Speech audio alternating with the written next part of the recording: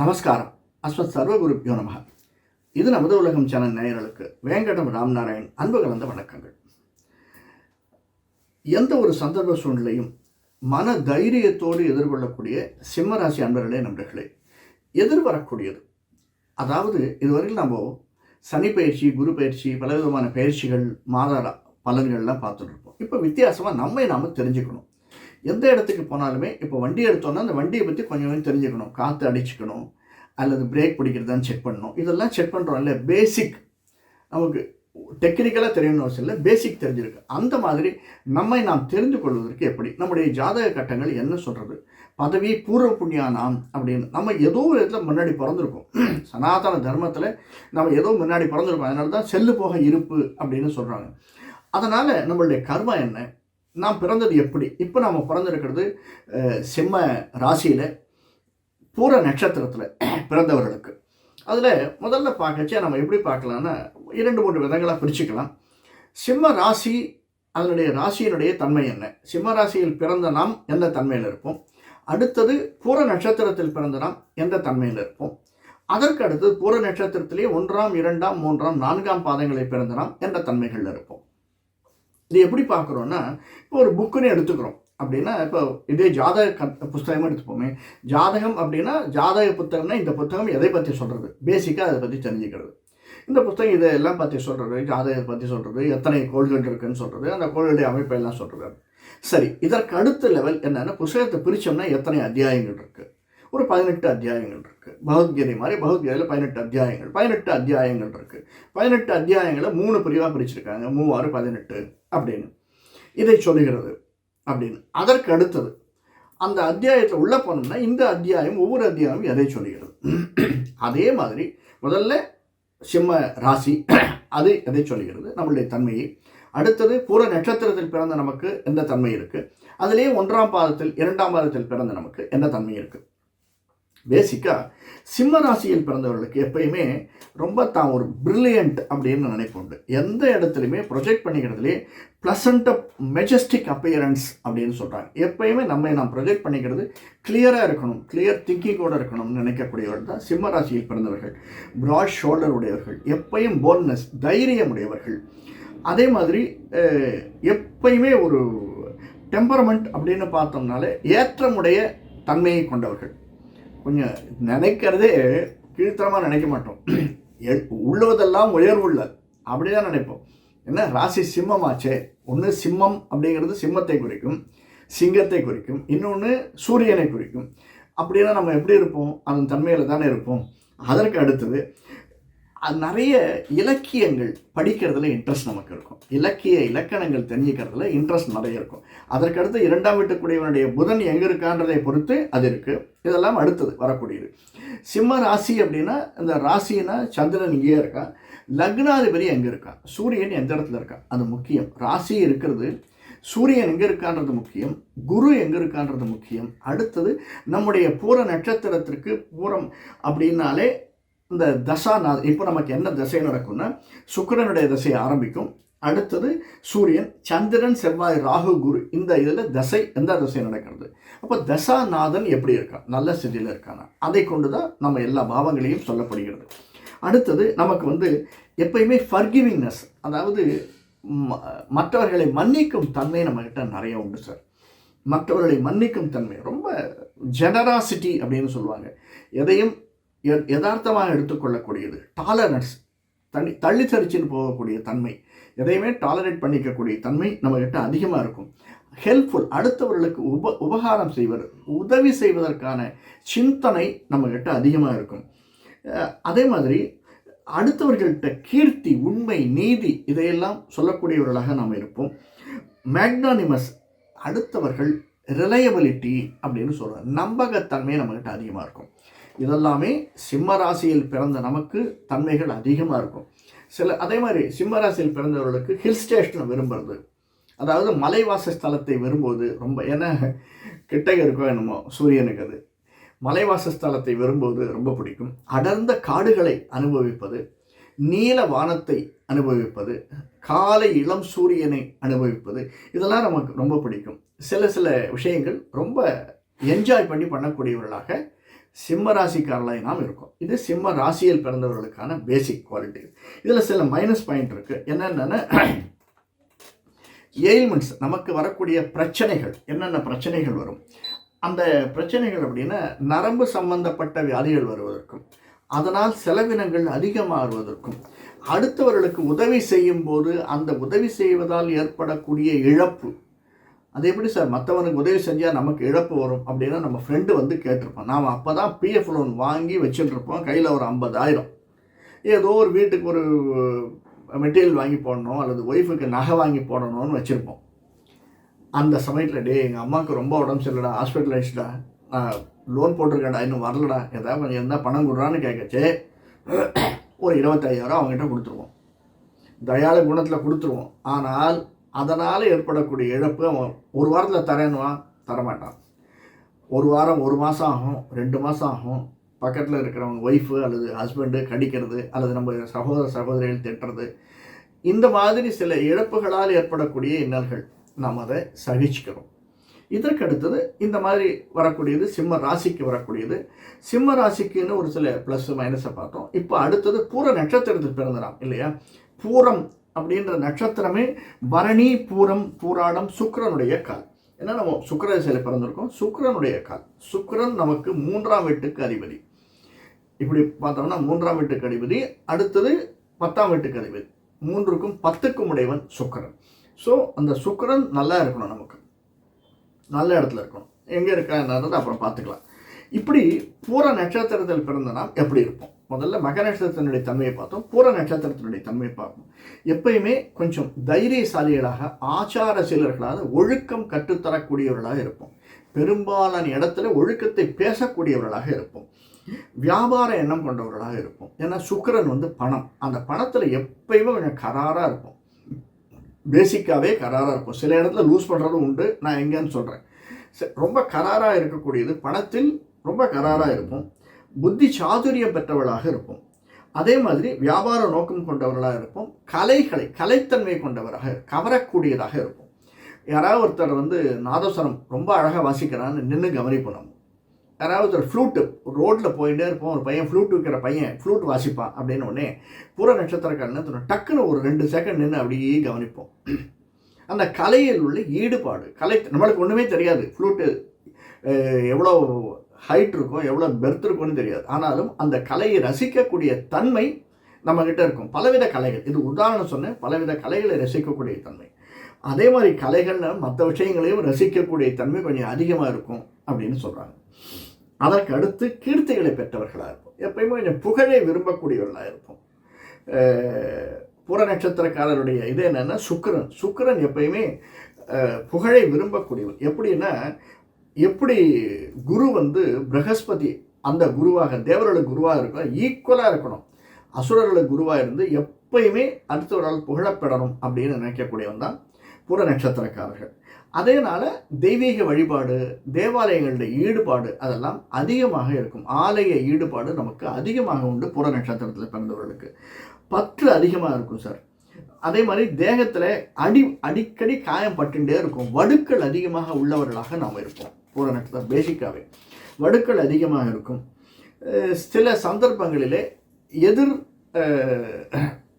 அதாவது ஆணாக இருந்தால் பெண்களுடனும், பெண்களாக இருந்தால் ஆண்களோடும் ஈடுபாடும், ஈர்ப்பு சக்தியும், பழகக்கூடிய தன்மையும் கொண்டவர்களாக நாம் இருப்போம். ஆனால் சின்ன சின்ன விஷயத்தெல்லாம் டக்குன்னு கவலை வந்துடும் சார். பூர நட்சத்திரக்காரர்களுக்கு பணம் நல்லா இருக்கும், பணம் கொடுத்துருவோம், கொடுக்கச்சே கவலை வராது. அவன் ஒரு வாரம் கழிச்சு திருப்பி வரலன்னா, ஐயோ நம்ம கொடுத்துருக்க வேண்டாமோ, நம்மளை ஏமாற்றிட்டானோ அவன், இப்படியெல்லாம் தேவையில்லாத வேண்டாத கவலைகளை கொள்ளவர்களாக நாம் இருப்போம். சின்ன சின்ன விஷயத்துக்கெல்லாம் கவலைப்படக்கூடியவர்களாக புற நட்சத்திரக்காரர்கள் இருப்போம். அதில் எந்த பாதம் அப்படிங்கிறது அப்புறம் பார்க்கலாம். இந்த பூர நட்சத்திரத்திற்குன்னு இப்போ நம்மளுக்குன்னு ஒரு ஈடுபாடு இருக்குது சார். நம்மளுக்கு பார்க்கச்சே, பறவைகளை பார்க்கச்சே, கருடனை பார்த்தோன்னே டக்குன்னு பிடிக்கும்.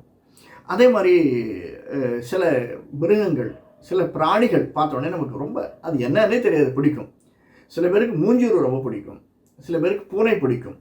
அந்த மாதிரி ஒவ்வொரு ஈர்ப்பு சக்தி கொண்டவர்கள். நமக்கு என்ன ஈடுபாடு, நமக்கு என்ன கனெக்டிவிட்டி அப்படிங்கிறது சொல்லியிருக்காங்க. பூர நட்சத்திரக்காரர்களுக்கு கழுகுலேயே பெண் கழுகு ஈர்ப்பு அதிகமாக இருக்கும். கனெக்டிவிட்டி அப்படின்னா பெண் கழுகு அதிகமாக கனெக்டிவிட்டி கொண்டதாக இருக்கும். பெண் கழுகுன்ற மாதிரியே மிருகங்கள், அதில் பெண் எலி நமக்கு சொல்கிறாங்க.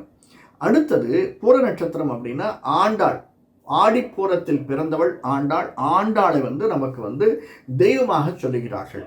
ஆண்டாள் பகவானுடைய மகாலட்சுமியினுடைய அம்சம். அதே மாதிரி மகாலட்சுமியின் அம்சம் பார்வதி.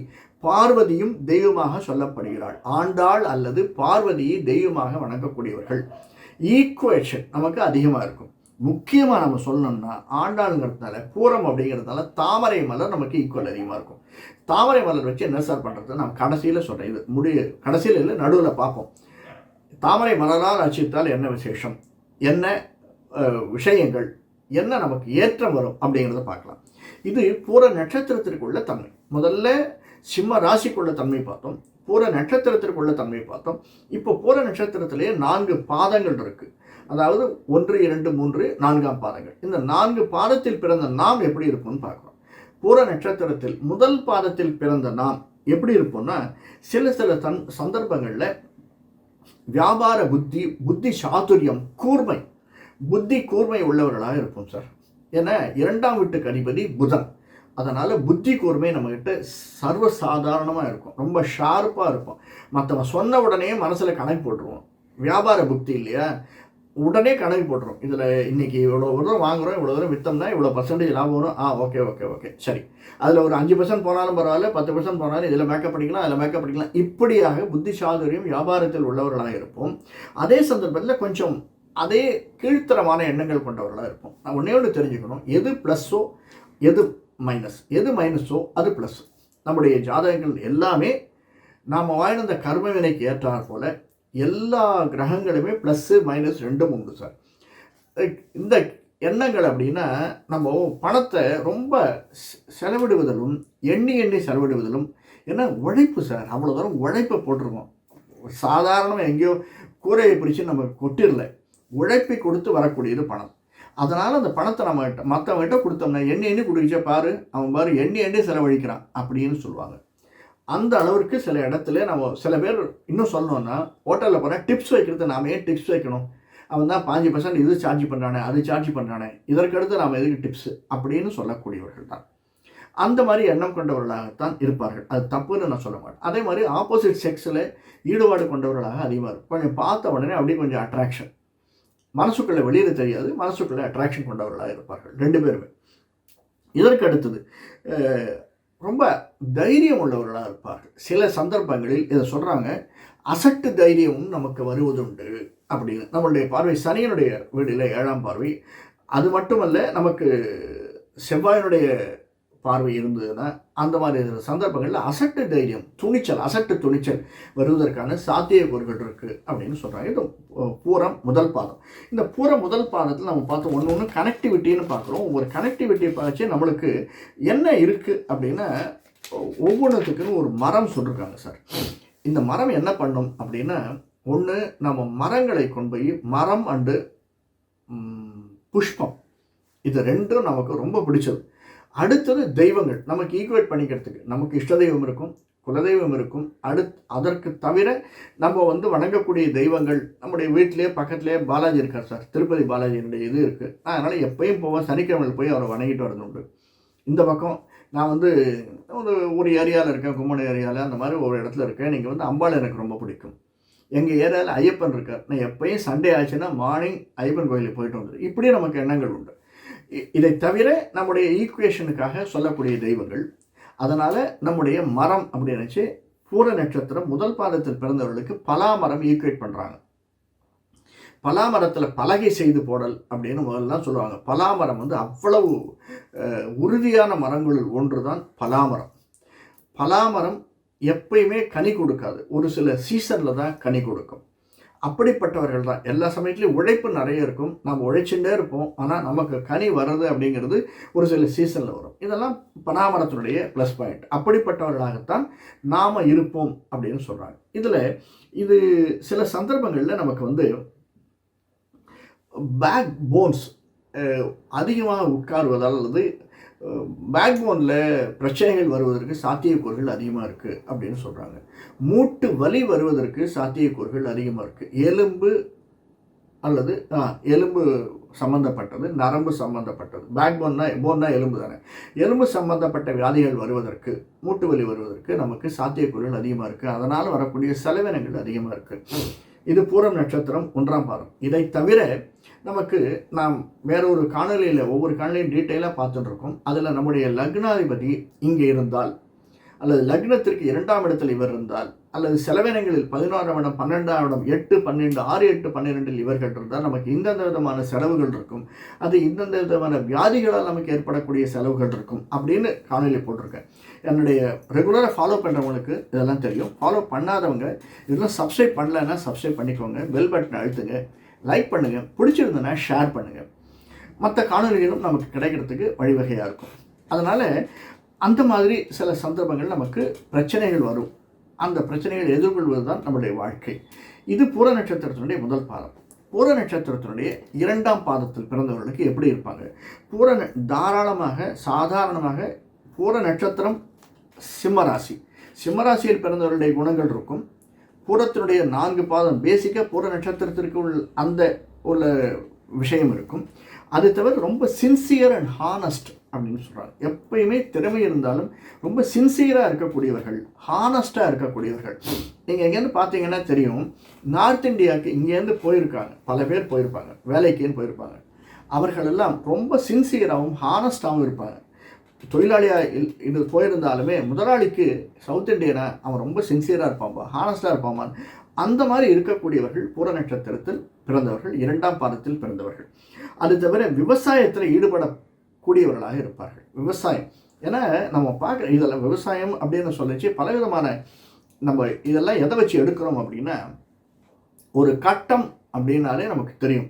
கட்டத்தில் ஆண் பெண் ராசி இருக்குது, ஸ்திர ராசி, உபயராசி இருக்குது, அடுத்தது காற்று ராசி, நீர் ராசி, ஜலராசி இருக்குது. அந்த ராசி அதிபதியினுடைய பிளானட்டரி பொசிஷன் இருக்குது. இப்போ சிம்மம் அப்படின்னா சிம்ம ராசிக்குரிய ப்ளஸ்ஸு மைனஸ் இருக்குது. சிம்ம ராசினா ஹில் ஸ்டேஷன் அல்லது அதர் பிளேசஸ், ரொம்ப ஓல்டு பேலசஸ், கவர்மெண்ட் ஆஃபீஸஸ், இதெல்லாம் சொல்லக்கூடியது சிம்ம ராசி. அது அந்த மாதிரி எடுத்துருக்கோம். இப்படி பார்க்கச்சு நமக்கு விவசாயத்தை அதிகமாக விரும்பக்கூடியவர்களாக சிம்ம ராசிக்காரர்களாக நாம் இருக்கிறோம். அதிலும் பூரம் 2ஆம் பாதத்தை உடையவர்களாக இருக்கிறோம். இதற்கு அடுத்து எப்பயுமே மேம்படத்தன்மை உடையவர்களாக இருக்கிறோம் அப்படின்னு சொல்கிறாங்க. மேம்படத்தன்மை உடையவர்கள்னா பூர நட்சத்திரத்தில் பிறந்தவர்களே சரி, சிம்ம ராசியில் பிறந்தவர்களே கீழ்த்தரமாக எண்ணவே மாட்டோம் சார்.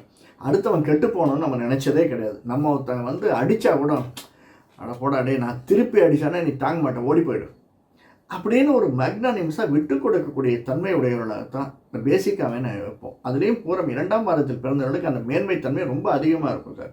அவன் நம்மளை கெடுதல் பண்ணாலுமே அது நம்மளை அதிகமாக தாக்காத வரையில் திரும்பி நம்ம தாக்கவே மாட்டோம். சரிப்போ விட்டுட்டு போ, உனப்பறான் போ, நான் என்னுடைய இதுக்கு அவனை அடிச்சேன்னா தாங்க மாட்டான். அதே மாதிரி தான் டேய், எனக்கு நான் உங்ககிட்ட கொடுத்து 10,000 ரூபா கொடுத்து கிட்டத்தட்ட 2 மாதம் ஆச்சு, நீ திருப்பி கொடுக்கவே இல்லை. இருந்தாலும் நான் போனால் படத்தில் என்னை பார்த்தோன்னே அந்த பக்கம் ஒதுங்கி போகிறேன், சீக்கிரம் கொடுத்துரு அப்படின்னு ஒரு அதாவது ஒரு மேலாண்மை தன்மையோடு சொல்லக்கூடியவர்களாக, மெக்னானிமிட்டி அதிகமாக இருக்கக்கூடியவர்களாகத்தான் பூர நட்சத்திரம் 2ஆம் பாதத்தில் பிறந்தவர்களாக நாம் இருப்போம் என்பது சிறிதும் சந்தேகமில்லை. இதுக்கு அடுத்தது மேனேஜரிங் பொசிஷனில் இருக்கக்கூடியவர்கள், ஆக்டர், ஃபிலிம் ஆக்டர்கள். அதாவது கலை நயம், அந்த கலைத்தன்மை உடையதுனால ஃபிலிம் ஆக்டராக இருக்கிறதுக்கு சான்சஸ் அதிகமாக இருக்குது.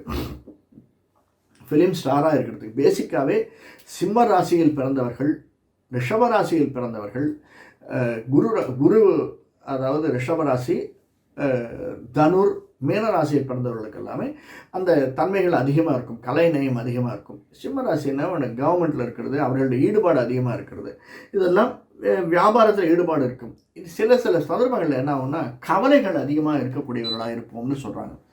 கவலை கொண்டவர்களாக இருப்போம் அப்படின்னு. புரியல சார் அப்படின்னா, எதற்கு எடுத்தாலும் கொஞ்சம் கவலை அதிகமாக படுவோம் சார்.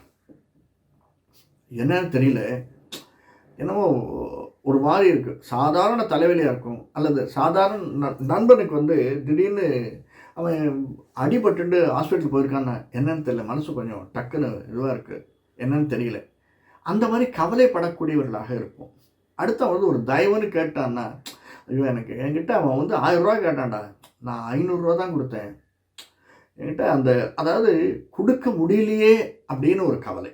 இதையெல்லாம் செய்யக்கூடியவர்களாக பூர நட்சத்திரத்தில் 2ஆம் பாதத்தில் பிறந்தவர்கள் இருப்போம். இந்த பூர நட்சத்திரம் 2ஆம் பாதத்துக்கு என்ன சொல்கிறாங்க, வாகை மரம் அப்படின்னு சொல்கிறாங்க. வாகை பூ, வாகை மரம். அந்த காலத்தில் வாகை மரம் நிறைய இருந்தது, இப்பயும் இருக்குது. நீங்கள் கிராமத்திலலாம் போனீங்கன்னா அங்கே இருக்கிறவங்களுக்கு தெரியும் வாகை மரம் அப்படிங்கிறது. ரொம்ப வாகை சூடிக்கொள்ளக்கூடிய வாகைப்பூ அப்படின்னு தலையில் வச்சுப்பாங்க. வெற்றியை சூடிக்கொள்ளக்கூடிய பூ வாகைப்பூ. அந்த மரம் வாகை மரமாக சொல்லப்படுகிறது. இது 2ஆம் பாதத்தில் இருந்தவர்களுக்கு. அடுத்தது பூர நட்சத்திரம் 3ஆம் பாதம். பூர நட்சத்திரம் 3ஆம் பாதம் வந்து கீர்த்தியை பெற்றவர்களாக இருப்பார்கள். பேசிக்காக சிம்ம ராசிக்குரிய தன்மை இருக்கும், பூர நட்சத்திரத்திற்குரிய தன்மை இருக்கும். 3ஆம் பாதத்துக்கு ஒரு ஸ்பெஷல் தன்மை, உண்மை, நீதி, நியாயம் பேசக்கூடியவர்களாக இருப்பார்கள்.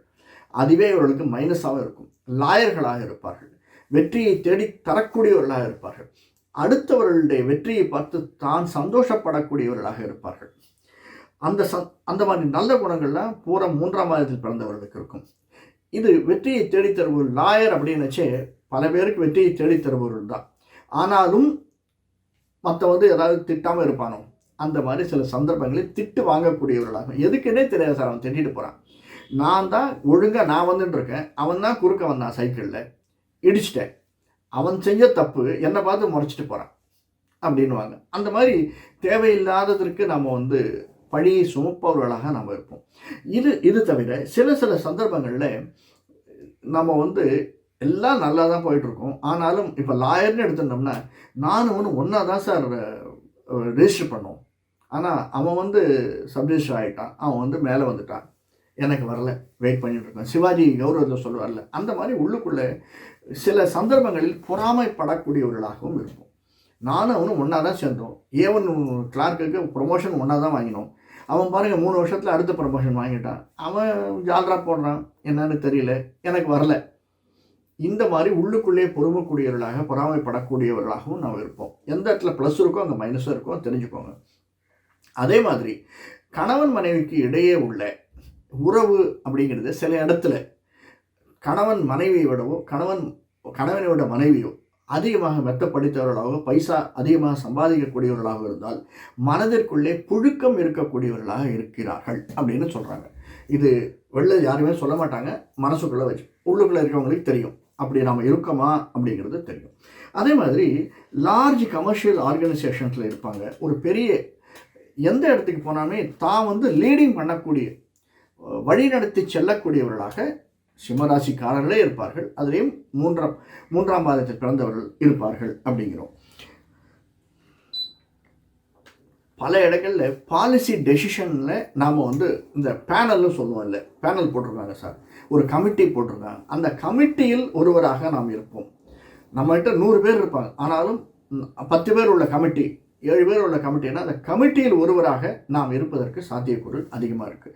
இதெல்லாம் பூர நட்சத்திரம் 3ஆம் பாதத்தில் பிறந்தவர்களுக்கு வரக்கூடியது. மூல நட்சத்திரம் 3ஆம் பாதத்தில் பிறந்தவர்களுக்கு பூர நட்சத்திரத்தில் என்ன மரம் ஈக்குவேட் பண்ணுறாங்கன்னா ருத்ராட்ச மரம் ஈக்குவேட் பண்ணுறாங்க. இங்கெல்லாம் அது இருக்கான்னு தெரியாது, நார்த் இந்தியாவில் போனால் தெரியும். ருத்ராட்ச மரம் நிறைய இருக்குது. 1 கண்ணி, 2 கண்ணி, 5 கண்ணி, 7 கண்ணி அப்படின்லாம் சொல்லுவாங்க. அப்படி மரத்திலே விளையக்கூடிய ருத்ராட்சம் இங்கேயும் ஒரு சில இடத்துல இருக்குது, பார்க்கலாம். அந்த ருத்ராட்ச மரத்தை நமக்கு ஈக்குவேட் பண்ணுறாங்க. சிம்ம ராசிக்கு வேறு, பூர நட்சத்திரத்திற்கு நம்ம ஆண்டாள் அல்லது பார்வதி, மரம் ஒவ்வொன்றுத்திற்கும் ஒவ்வொரு பாதத்திற்கும் தனியான மரம். தாமரை வந்து மலராக சொல்லப்படுகிறது பொதுவாக. ஏன் இதை சொல்கிறோம், நம்ம 4ஆம் பாதம் பார்க்கறதுக்கு முன்னாடி இதை பார்த்துக்கலாம். என்ன சார் இதில் ப்ளஸ் பாயிண்ட்டு, என்ன மைனஸ் பாயிண்ட்? இப்போ நமக்கு உடலில் வியாதி இருக்குது. இந்த தாமரை மலர்னு சொல்லச்சே, இந்த தாமரை மலரில் உள்ளுக்குள்ளே எடுத்திங்கன்னா சின்ன மொட்டு மாதிரி இருக்கும். இந்த தாமரை பூ எடுத்து வச்சு உள்ளுக்குள்ளே தனியில் அந்த தண்டுக்கு மேலே இருக்கக்கூடிய அந்த மொட்டு, அதுக்கு உள்ளுக்குள்ளே பார்த்தீங்கன்னா சின்ன சின்ன விஷயங்கள் இருக்கும். அதை எடுத்து சாப்பிடுவது அப்படின்னு சில பேருக்கு லைக் இருக்கும். அது உடலுக்கு நல்லது. இது ஃபஸ்ட்டு திங். 2வது, எந்த இடத்துக்கு போனாலுமே பார்வதி ஆண்டாள் அப்படிங்கிறதுனால நமக்கு ஒரு தெய்வத்தை வழிபாடு பண்ணணும் அப்படின்னா பெண் தெய்வ வழிபாடு புற நட்சத்திரக்காரர்களுக்கு அதிகமாக இருப்பது நல்லது அப்படின்னு சொல்கிறாங்க. அது நம்முடைய குலதெய்வமாக இருக்கலாம், இஷ்ட தெய்வமாக இருக்கலாம், மற்ற திரௌபதி அம்மனாக இருக்கலாம், செல்லி அம்மனாக இருக்கலாம், நாகமுத்து மாரியம்மனாக இருக்கலாம். இப்படி பெண் தெய்வ வழிபாடில் அதிகமாக ஈடுபாடு கொண்டவர்களாக இருப்போம். சரி சார், ஓகே. இப்போ நம்ம எந்த தெய்வத்தை வழிபடணும்னு நம்ம நினைக்கிறோமோ அந்த தெய்வத்தை அர்ச்சனை பண்ணுறோம் இல்லையா, அந்த அர்ச்சனை பண்ணச்சு மற்ற மலர் வாங்கிட்டு போவோம், மல்லிகை மலர் வாங்கிட்டு போவோம், அரளிப்பூ வாங்கிட்டு போவோம், நந்தியாவட்ட பூ வாங்கிட்டு போவோம், கூடவே தாமரை மலரை வாங்கி செல்லுங்கள். தாமரையால் அர்ச்சித்தல் என்பது நமக்கு ஏற்றம் தரக்கூடியதாக அமைந்திருக்கிறது. புற நட்சத்திரக்காரர்களுக்கு 4 பாதம் உடையவர்களுக்கும் தாமரை ஏற்றம் தரக்கூடியதாக அமைஞ்சிருக்கிறது. இந்த சந்தர்ப்பங்களில் இப்போது பல சந்தர்ப்பம் பார்த்துருப்போம் சார். நமக்கு ராசிநாதன் முக்கியம், லக்னாதிபதி முக்கியம், தசாநாதன் முக்கியம். இது 3ம் சரியாக இருக்கணும் சார். ராசிக்கு அதிபதி சந்திரன் சிம்மத்தில் இருக்கான், பரவாயில்ல, ஏன்னா 12ஆம் வீட்டுக்குடையவன் ராசி அதிபதி, ஓகே. அடுத்தது லக்னாதிபதி சந்திரன், சூரியன் எங்கே இருக்கா அப்படிங்கிறத பார்த்துக்கணும். அடுத்தது நம்முடைய தசாநாதன். இப்போ நமக்கு என்ன தசை நடக்கிறது, ஏன்னா சுக்கிர திசையில் பிறந்தவர்னா இப்போது சூரியன் போக சந்திரன் போக செவ்வாய் ராகு குரு. பேசிக்காக சந்திரன் செவ்வாய் ராகு குருவில் தான் 25 to 65 வரும். நம்ம எந்த தசையில் இருக்கோம், தசாநாதன் எங்கே இருக்கான், ஸ்ட்ராங்காக இருக்கானா, 1 4 7 10 5 9 இருக்கானா, வேற எங்கேயாவது இருக்கானா, பார்க்கப்படுகிறானா, அதை குருவினால் பார்க்கப்படுகிறானா தசாநாதன். இதெல்லாம் வைத்து நாம் சில பேர் இந்த சில விஷயங்கள் பார்க்கச்சே இந்த ஜோசிய காலன்ட்ட போய் நம்ம சொல்லுவோம் இல்லையா. சொல்லச்சு நம்ம என்ன பண்ணலான்னா, நம்ம இப்போ சிவனுக்கு அர்ச்சனை பண்ணிடுவாங்க, பிரதோஷத்தன்னைக்கு சிவனை பார்த்துட்டு வாங்க, சிவனுக்கு அர்ச்சனை பண்ணுங்க, விபூதி வாங்கி, இதெல்லாம் சொல்லச்சு நாம் என்ன பண்ணணும், கூடவே சிவனை தரிசித்து விட வச்சு அம்பாளையை பார்வதியும் தரிசித்து விட்டு வர வேண்டும் ஃபஸ்ட்டு. அதே மாதிரி கோயிலுக்கு போனோம்னா, பெருமாள் கோயிலுக்கு போனோம்னா சந்நிதியை சுற்றி வரைச்சு ஆண்டாள் சந்நிதியும் சேர்த்து சுற்றி ஆண்டாளையும் வணங்கி வர வேண்டும். இது 2வது. ஏன்னா தன்னையே கொடுத்தவள், பகவானிடம் கொடுத்தவள், வேறு யாரையுமே நான் கல்யாணம் பண்ணிக்க மாட்டேன் அப்படின்னு அவனை தவிர வேறு யாரும் வேண்டாம் என்று உறுதியாக நின்றவள். அப்படிப்பட்ட உறுதி கொண்டவர்கள் தான் நாம். இது தவிர நாம் யாராவது சொல்கிறோம், இந்த ஊருக்கு போய் நீ அர்ச்சனை பண்ணிட்டு வா, இந்த சனீஸ்வரனுக்கு போய் அர்ச்சனை பண்ணிட்டு வா, அல்லது இங்கே போய் திருச்செந்தூர் போய் ஒரு அர்ச்சனை பண்ணிட்டு வா இப்படின்னு யாராவது சொன்னான்னா, அது கூடவே நம்ம வெளியில் கிடைக்கச்சே தாமரை மலரையும் சேர்த்து எடுத்துக்கொண்டு செல்லுதல், தாமரை மலராலும் அர்ச்சனை செய்தல் மிக மிக ஏற்றத்தை தரக்கூடியது. இது 4வது. 5வது, வீட்டிலேயே நமக்கு ஏதாவது ஒன்று வேணும்னா, இந்த வீட்டில் சில அரவிந்தாசிரம் அந்த இவங்களை பார்த்தீங்கன்னா தெரியும், தீர்த்தர் வச்சு அந்த தாமரை மலர்கள் வச்சுருப்பாங்க. அந்த மாதிரி நமக்கு ஒரு விஷயம் நடக்கணும் அப்படின்னா ஒரு 21 நாள் தண்ணியில் தாமரை மலரை ரீப்ளேஸ் பண்ணிகிட்டே இருக்கிறது, கெடாமல் இந்த தாமரை மலரை வைத்து அந்த மலரை வளவிடுவது அப்படிங்கிறது அந்த 21 நாள் பூர்த்தி ஆகிறதுக்குள்ளே நமக்கு அந்த காரிய சித்தி ஆகும் அப்படிங்கிறது சொல்லக்கூடிய ஒன்று. அதையும் நம்ம மனசில் எடுத்துக்கணும். இது எல்லாமே நாம் செய்யக்கூடிய நம்முடைய வாழ்க்கையை மேம்படுத்தி தரக்கூடிய விஷயங்கள். இதை தவிர நம்ம பார்த்துருக்கோம் பல விஷயங்கள் இருக்குது, அதை மற்ற காணொலிகளில் பார்க்கலாம். இப்போது பூர நட்சத்திரம் 4ஆம் பாதம். பூர நட்சத்திரத்தை 4ஆம் பாதத்தில் பேசிக்காகவே நமக்கு அந்த சிம்ம ராசியில் பிறந்த பலன் இருக்கும். 4 கால்கள் பூர நட்சத்திரத்தில் பிறந்த பலன் இருக்கும், தன்மை இருக்கும். 4ஆம் பாதத்தில் பிறந்தவர்களுக்கு தெய்வீகத்தில் ஈடுபாடு கொண்டவர்களாக, தேவாலய வழிபாடு ஈடுபாடு கொண்டவர்களாக இருப்போம். பேசிக்காகவே ஆச்சார அனுஷ்டானங்களில் பற்று கொண்டவர்களாக அதிகமாக இருப்போம். அது தவிர கொஞ்சம் புத்தி கூர்மை உள்ளவர்களாக, புதன் என்கிற 2ஆம் வீட்டுக்குடையவன், 2க்கும் 11க்கும் உடையவன் புதன், புத்தி கூர்மை உடையவர்களாக இருப்போம். 3க்கும் 10க்கும் உடையவன் சுக்கிரன், பணத்திற்கு அதிபதியாக இருப்போம். பணமும் புத்தியும் சேர்ந்து வேலை செய்யும் இடங்களில் நமக்கு ப்ரிஃபரன்ஸ் இருக்கக்கூடியதாக இருக்கும். அடுத்தது சில சந்தர்ப்பங்களில் நம்ம கொஞ்சம் அகங்காரம் உள்ளவர்களாகவும் இருப்போம். பெரியவர்களை பூமர்னு சொல்கிறாங்க இல்லையா, அந்த மாதிரி சில சந்தர்ப்பங்களில் பெருசுக்கு உனக்கு என்ன தெரியும் உட்கார பேசாமல் அப்படின்னு நம்மளுடைய சில சின்ன விஷயங்களுக்காக டக்குன்னு ஒரு எடுத்திருந்து பேசும் நபர்களாகவும் தூஷிப்பவர்களாகவும் அகங்காரம் கொண்டவர்களாகவும் இருப்பார்கள் அப்படின்னு சொல்கிறாங்க.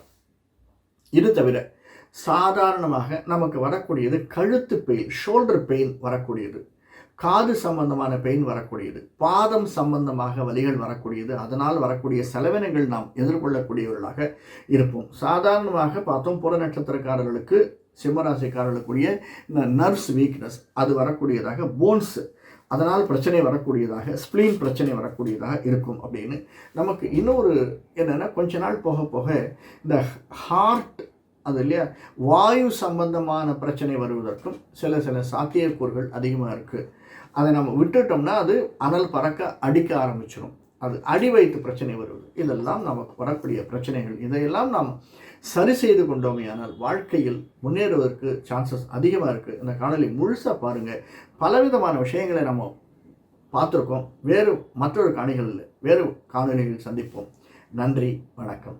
நன்றி. இந்த காணொலி பிடிச்சிருந்தேன்னா லைக் பண்ணுங்கள், சப்ஸ்கிரைப் பண்ணலாம் சப்ஸ்கிரைப் பண்ணுங்கள், ஷேர் பண்ணுங்கள். வணக்கம்.